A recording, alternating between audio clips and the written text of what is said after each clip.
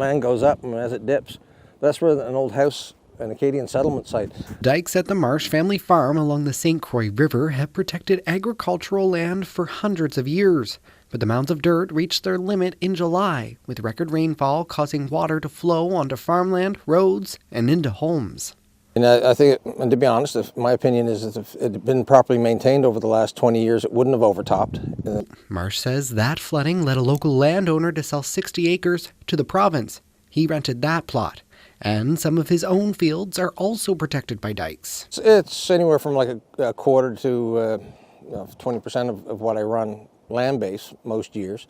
But it's a very useful, productive piece of land. Marsh believes the province is going to allow the land to be reverted to salt marsh, what it would have been before the dikes were built. In December, Cody, the Member of Parliament for Kings Hants, wrote a letter to the province about the lack of consultation regarding farmland protected by dikes.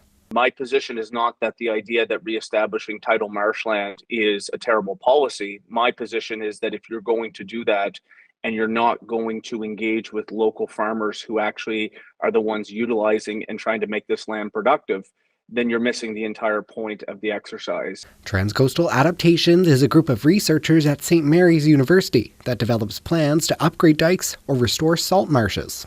Our projects and our work are not trying to undermine agriculture in the province, nor are we trying to remove dikes within the province and area.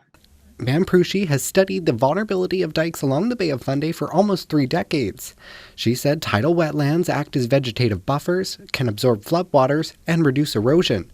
Straightening out the historically curvy dikes in Nova Scotia is another tactic. Even Acadians, when they built their dikes, they moved them. They didn't keep them in place for all of the years that they farmed them.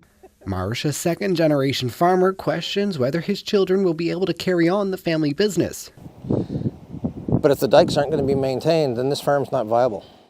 Marsh says he's previously received offers to sell less productive land at higher elevations for development, but he says he'd rather bet the farm and maintain it all for agriculture. Luke Ettinger, CBC News, Poplar Grove.